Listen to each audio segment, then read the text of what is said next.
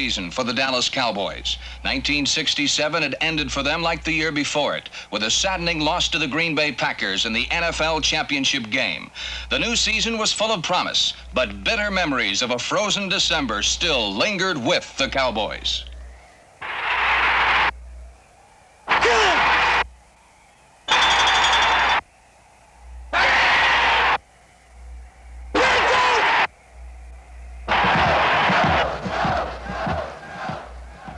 So it was 1968, and the throne that had eluded Dallas for the past 2 seasons was again within their reach. The story of the Cowboys' quest for pro football supremacy began on September 15th and their opening day game with the Detroit Lions. In a spectacular display of defensive and offensive football, the Cowboys crushed Detroit 59-13. Rookie Lion quarterback Greg Landry suffered 4 interceptions, one of which linebacker Chuck Howley returned for a touchdown.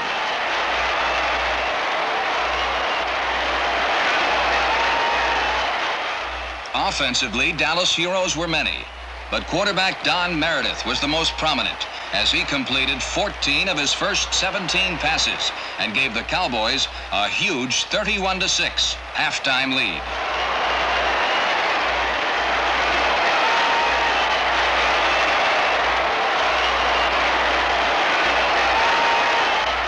When the final gun sounded, 7 different Cowboys had crossed the Detroit goal. The new season had started with a glorious bang.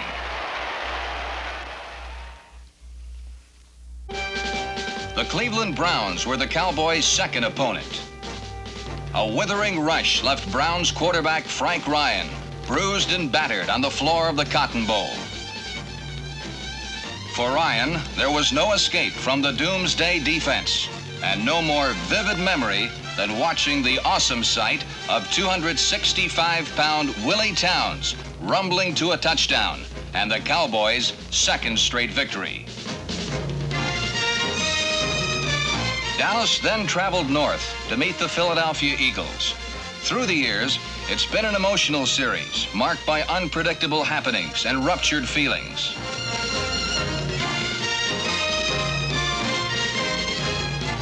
After a succession of fumbles, interceptions, and odd plays, the Cowboys stole the game from the Eagles and left them completely frustrated. Victory number 4 was a costly one for Dallas. Game-breaking halfback Dan Reeves, number 30, was injured and lost for the year.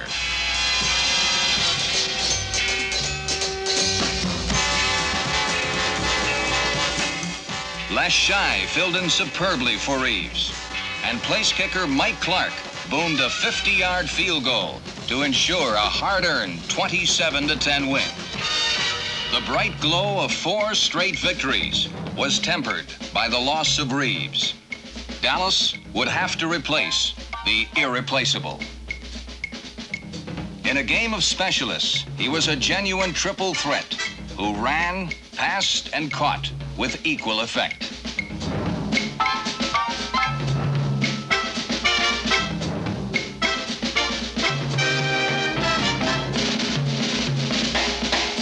In just 4 years, Reeves helped lead the Cowboys to 2 consecutive Eastern Conference championships. He played a vital part in both NFL title games against Green Bay and almost won the 1967 championship by throwing for the Cowboys' lone offensive score.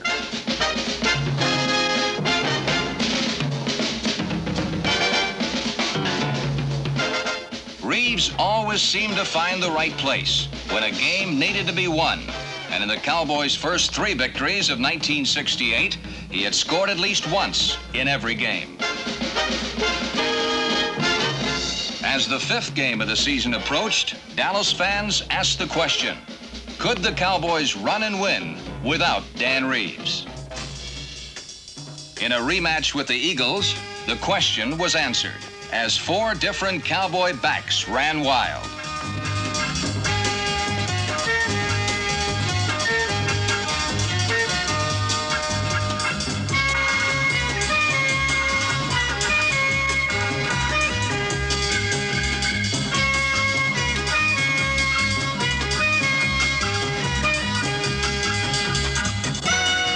Les Shy, Don Perkins, Walt Garrison, and finally Craig Bainham led Dallas to a convincing 34-14 rout of Philadelphia.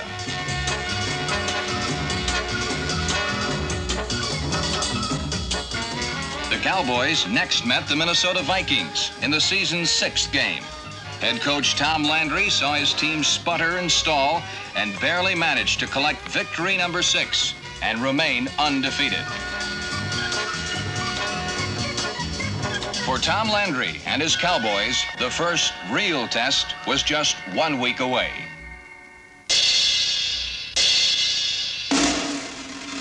On Monday night, October 28th, the Green Bay Packers came to Dallas. Though the Packers were suffering the rigors of a dismal season and their throne apparently lay in a shambles, they were still world champions. For those very reasons, over 70,000 fans in the Cotton Bowl and millions more on national television saw what pro football was all about.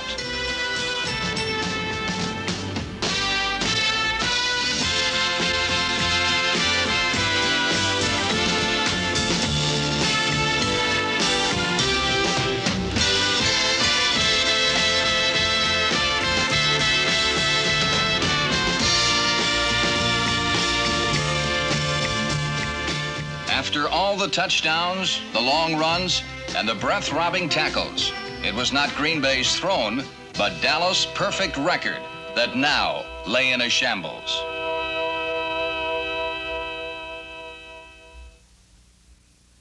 The loss to the Green Bay Packers had drained the emotions of Dallas, and the next week they played an uninspired game against the New Orleans Saints and were lucky to escape with a victory.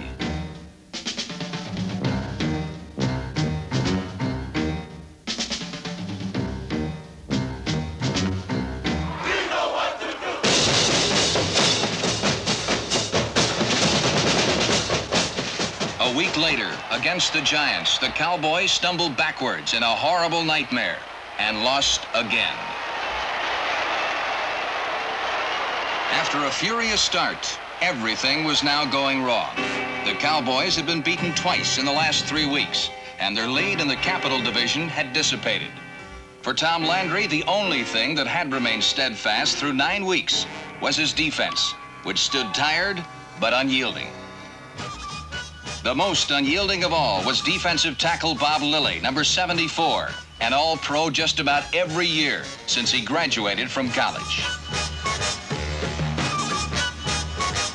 When defensive end Willie Towns was injured, he was replaced by rookie Larry Cole from the University of Hawaii. Cole and veteran end George Andre, number 66, led a helmet-busting charge on opposing quarterbacks. Jethro Pugh was Bob Lilly's partner at tackle. He possessed all of Lilly's speed, but had more size and led all Cowboys in trampling quarterbacks. His emergence as a full-fledged star made Dallas' front four as feared as any in pro football.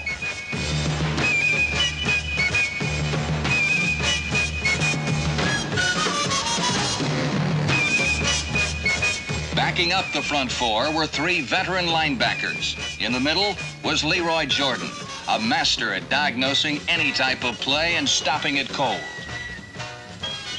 The outside linebackers were number 52, Dave Edwards, whose speed and strength made him a raging blitzer, and number 54, Chuck Howley, wise and tough after a decade of playing in the Sunday Wars. The last line of the defense was the secondary. Their mission was to stop the play any way possible.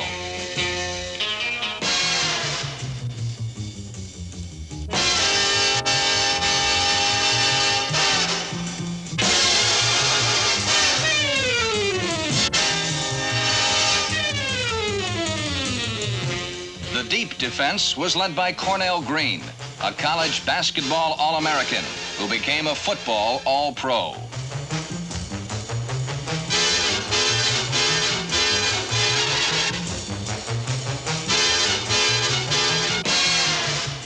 Green lent maturity to young Mike Johnson, number 23, and number 21, Dick Daniels.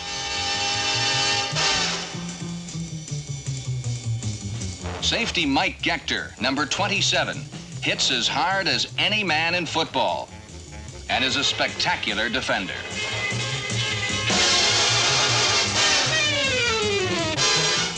Versatile Mel Renfro, number 20, who started the season as an All-Pro safety, ended the year at cornerback, and may also become an All-Pro at that position. As a unit, the Cowboy defense was the toughest to run against in the NFL. So destructive was their pursuit that only twice during the regular season did an opponent cross their goal line by rushing the football. So for 9 games, the defense had remained resolute, while the offense was sometimes inconsistent. Through the remaining 5 games, 2 things would remain constant.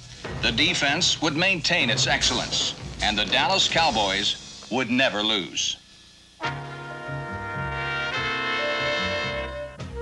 The one thing that did change was that the offense regained its luster, and against the Redskins in D.C. Stadium, it exploded for 44 points.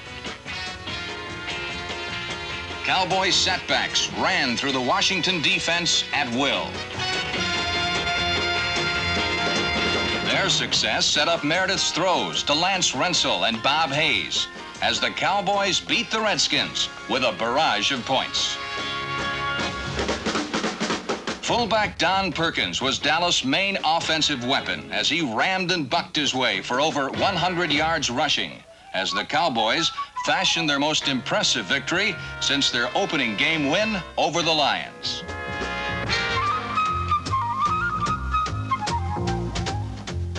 Even an injury to Cowboy quarterback Don Meredith didn't affect Dallas' fortunes. The next week, against the Chicago Bears, Craig Morton directed them to an equally impressive 34-3 triumph. On Thanksgiving night, Jethro Pugh destroyed the Washington Redskins and personally gift-wrapped victory number 10.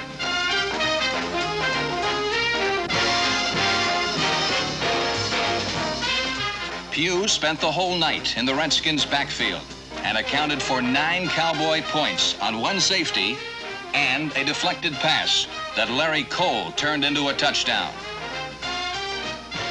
All in all, it was a big night for defense in Dallas. The Pittsburgh Steelers were the Cowboys' 4th straight victim since the loss to the Giants. Quarterback Don Meredith and the Cowboy offense showcased the NFL's highest scoring machine, and Bob Hayes treated Dallas fans to a dazzling display of flat-out speed.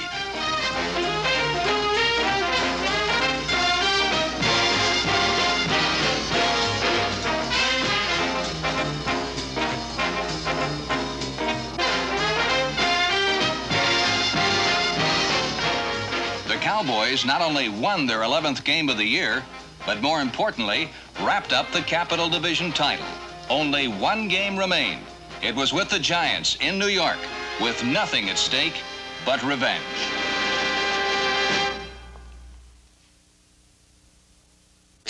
Yankee Stadium, home of the scrambling man, Fran Tarkenton. 2 wins over Dallas would salvage the Giants' season. Victory number 12 would not be an easy one.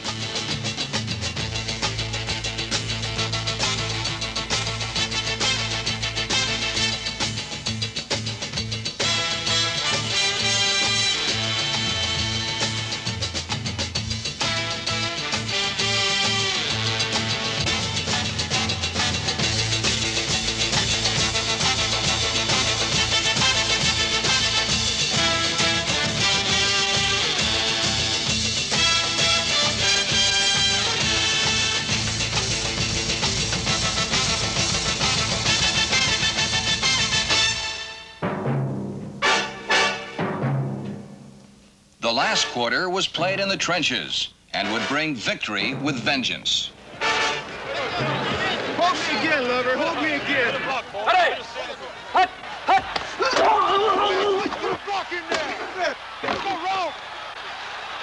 Put him down. Come on.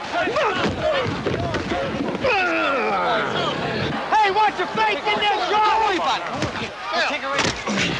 We'll take it right in, I'll guarantee you. Hut! March and Gary! 298! Hut!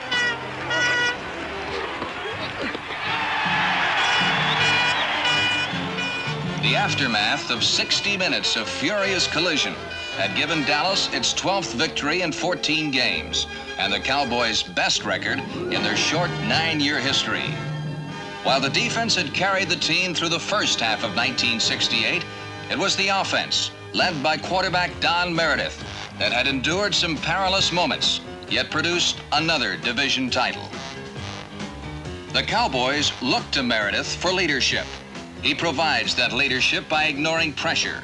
And when Meredith is healthy, he can throw a football as well as any man alive.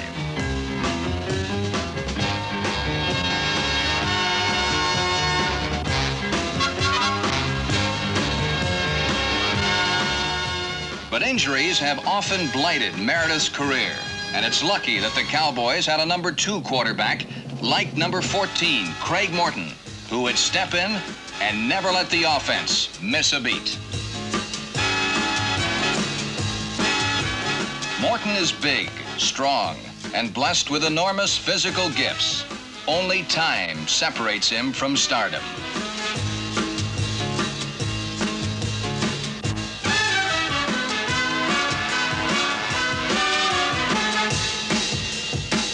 There were 5 reasons why Dallas led the NFL in scoring. Their names were Ralph Neely, Tony Liscio, John Nyland, John Wilbur, and Malcolm Walker. These men formed the Cowboys' offensive line. Behind them were 3 talented setbacks. There was number 32, Walt Garrison, who guaranteed the Cowboys at least 6 yards every time he touched the ball.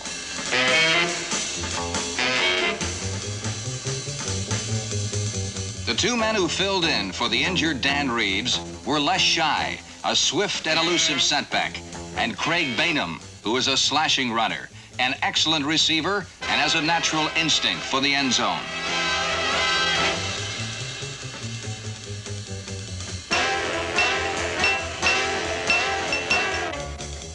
Shy and Bainham both had the ability to produce the game-busting play. But the real key to the Cowboys' running attack was fullback Don Perkins, the NFL's 5th all-time leading rusher. At 5'10" and 200 pounds, Perkins doesn't seem suited to running over people, but that's exactly what he does. By launching his body like a missile, Perkins doesn't go around people. He goes through them.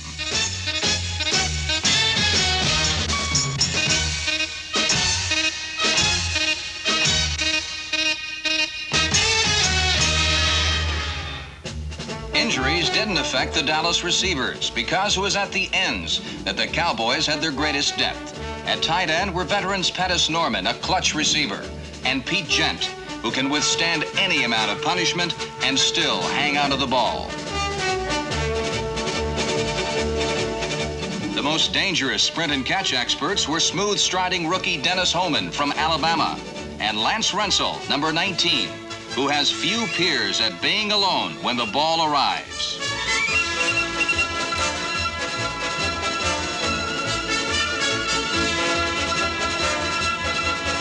Rensel is a man of many moves and knows exactly what to do with the football after he catches it.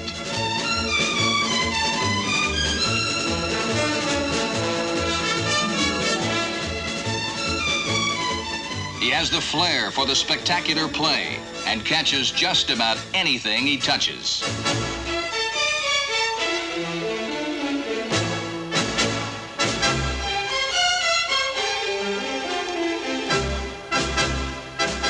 Although he is very fast, Lance Rensel is not often called on to catch the bomb, because that is what the Cowboys have Bob Hayes for.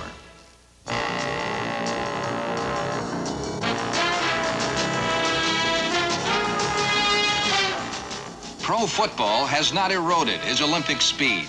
In fact, Hayes claims that every year he gets even faster.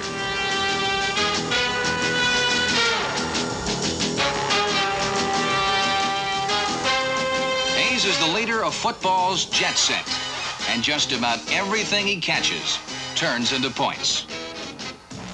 Hayes led the Cowboys with 12 touchdowns and led the NFL in punt returns. He personified the Dallas offense in 1968. Sophisticated, varied, and quick striking, the offense had the ability to score points in clusters from anywhere on the field. Through 14 league games, Tom Landry saw the Cowboys win in many marvelous ways. They had escaped, tumbled, and squirmed to win.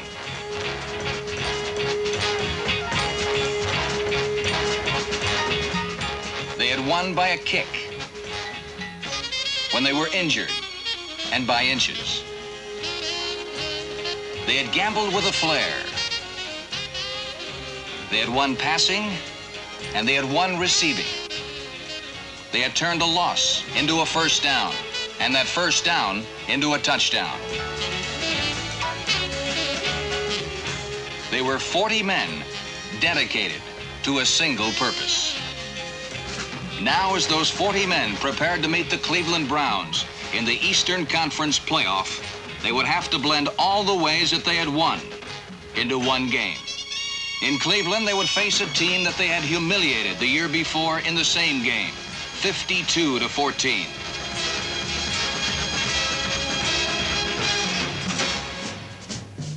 Within one game of the NFL championship, the Cowboys watched the elusive throne slip away from them once again. There was too much Cleveland defense. Too much Leroy Kelly. And not enough time to reclaim victory.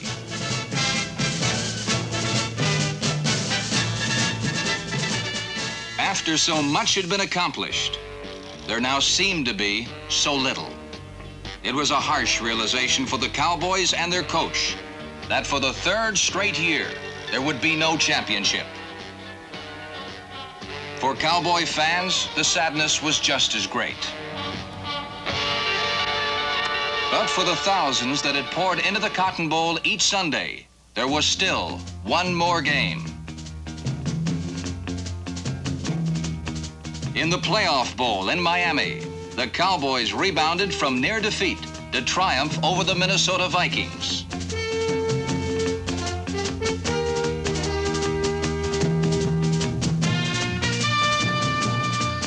The offense overcame a 14-0 deficit, and in the last few seconds, the defense held on to win.